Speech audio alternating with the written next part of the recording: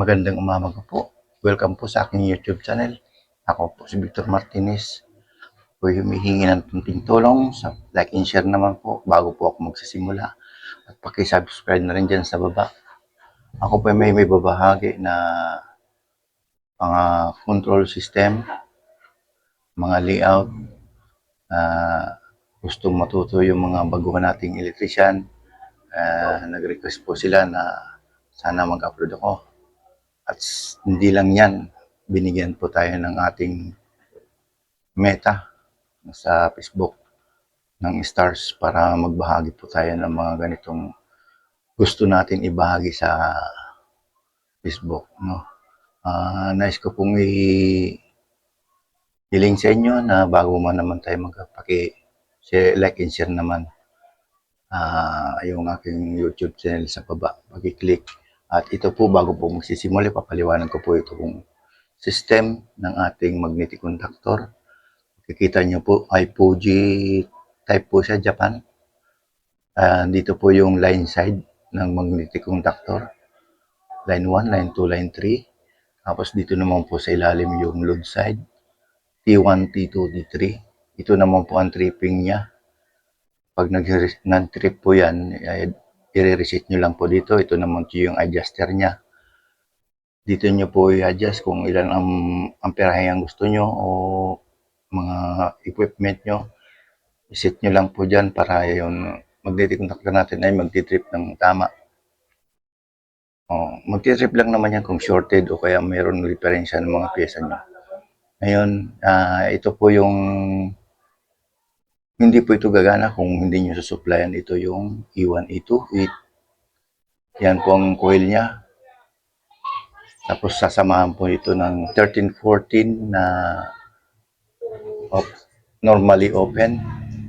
Yan po ang tinatawag na holding contact. Yan po ang pag pinindot nyo yung push button ay mag-hold po siya. Hindi po siya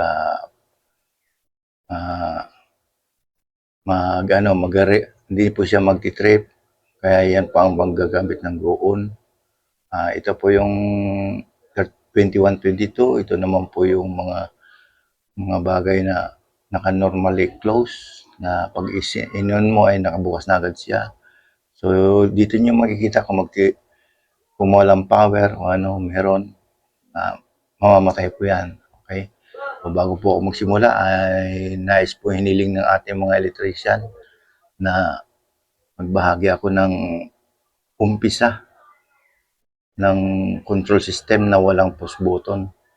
So, ang gusto nila ay wala daw drawing. Sabi ko, hindi naman pwede yung walang drawing.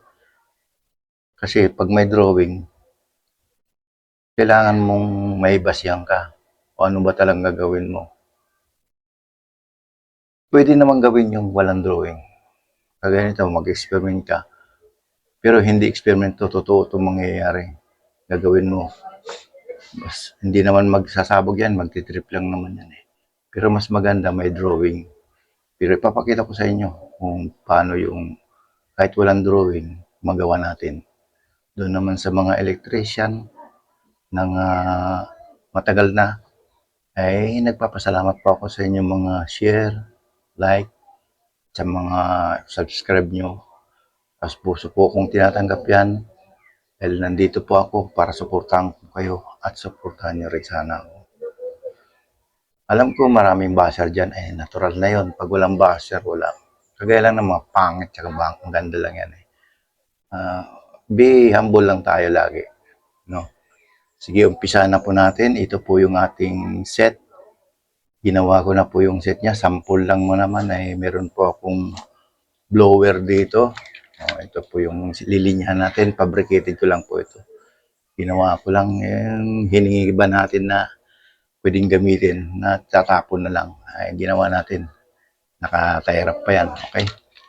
Ito naman yung ating biniling mga gagamitin. Yan. I-close up ko lang po Yan. I-close up ko lang. Okay? Yan. Okay na ba? Kita na ba?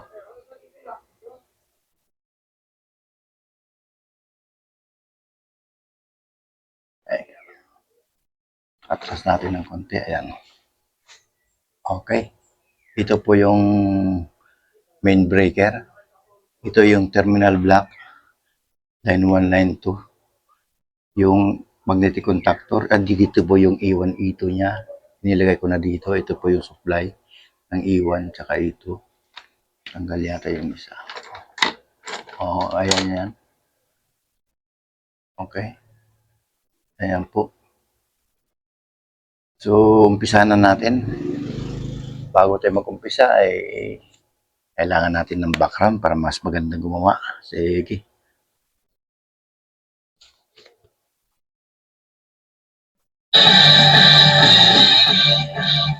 Okay, lalagyan natin ng line side ng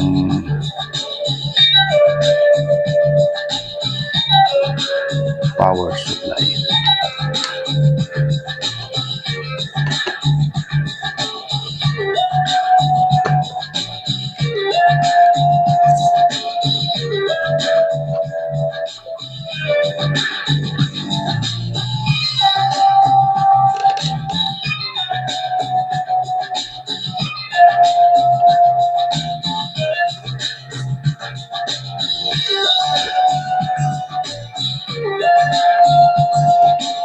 Po, lalagyan natin ng power system.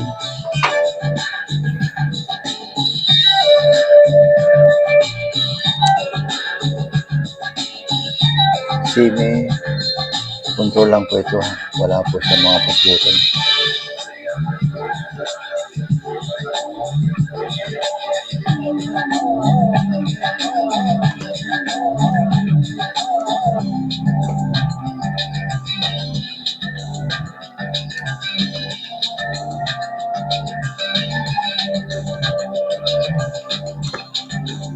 Okay.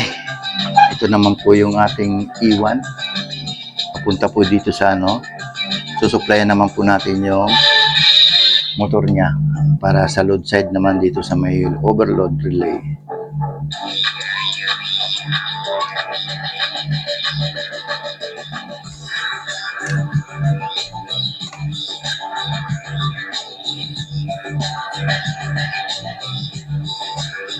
Okay, yan na po.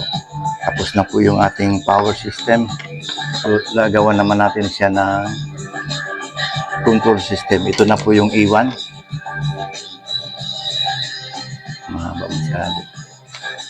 Ito, meron tayong mga putol-putol din.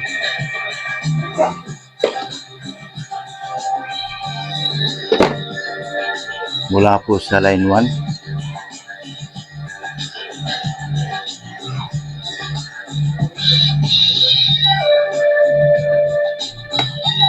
Papuntang E1.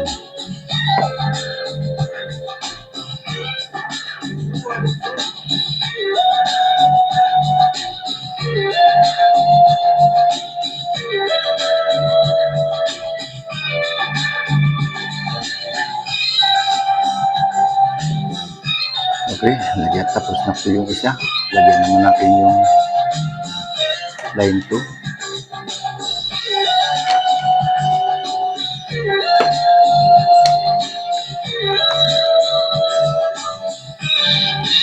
Line 2.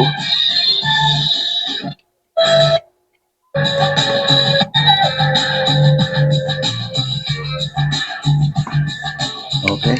Papunta naman siya ng E2.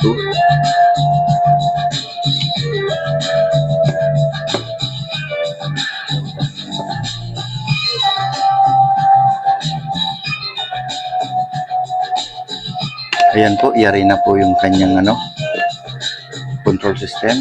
Umpisa na po natin i-on. Okay, dito na po yung on niya. I-on na natin. O, check muna natin. Ayan, line side, line 1, line 2, to motor, line 1, line E1, T2, control, E1, E2. Okay, so, pwede na natin buhayan. Ito na po siya. Yun. I-on na po natin. Ito po yung switch on niya. Tignan niyo po ito kung may ikot o hindi. Ayan. Gumana na ho. Okay. Patayin natin. So, drawing naman po ang gagawin natin. drawing. Ito po yung drawing niya.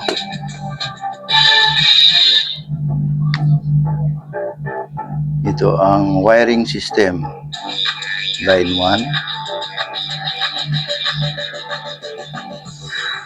Line 2. So, ito po yung breaker. Yan po ang breaker niya. Line 1, line 2. At ito naman po yung magnetic conductor. Ito po yan. Ito po yung overload relay niya. Ito po yan sa baba. At dito naman po yung motor. Ito yung switch. Sama na po dyan. Okay, yan na po ang linya ng power system. Ito po yung kanyang control system.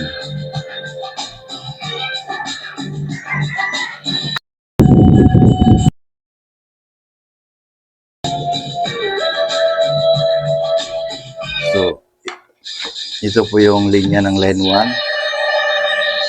Not connected. Ito po yung E1